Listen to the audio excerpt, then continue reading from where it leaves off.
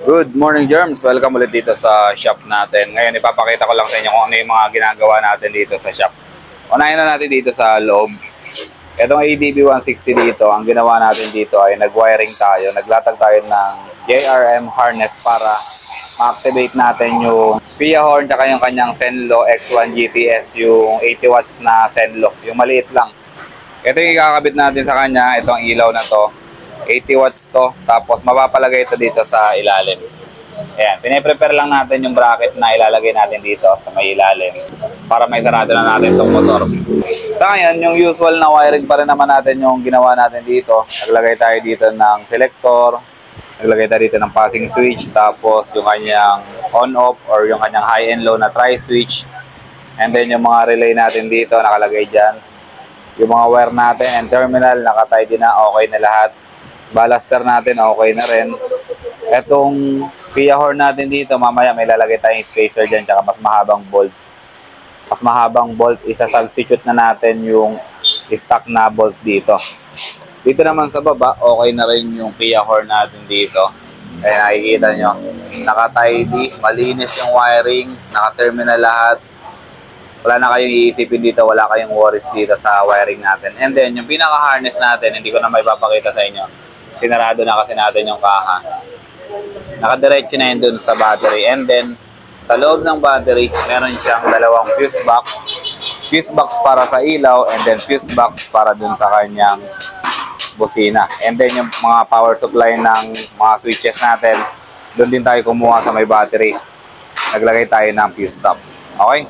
So, dito naman sa ADB 160 ulit dito, nag-CVT cleaning tayo dito, kakatapos lang. Ito, ipa-finalize lang natin para makaalis na rin tong isang ADB 160 dito.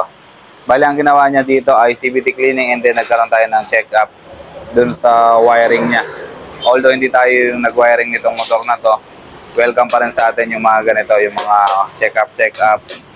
Yung ilaw dito, pinabago niya yung bracket kasi ang complaint ni sir dito naka-X yung takbo nung buga ng ilaw. So, pinalitan natin siya ng bagong bracket. Yung gamit natin yung stainless bracket para okay na yung ilaw niya.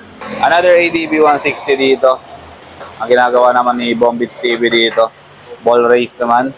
Siyempre, using proper tools pa rin, yung mga special tools natin. Kaya kagaya niyan, yung pang-press natin ng ating mga ball rail. Yung mga ball rail na tinatawag natin, yan yung parang mga riles ng mga bulitas. Yun yung sinasabi ko. Ayan, ibaba ko na yan. Walang pukpok.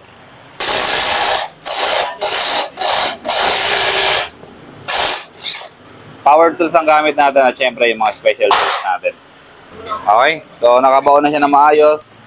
Yung sa ilalim, nakabaon na rin ng maayos.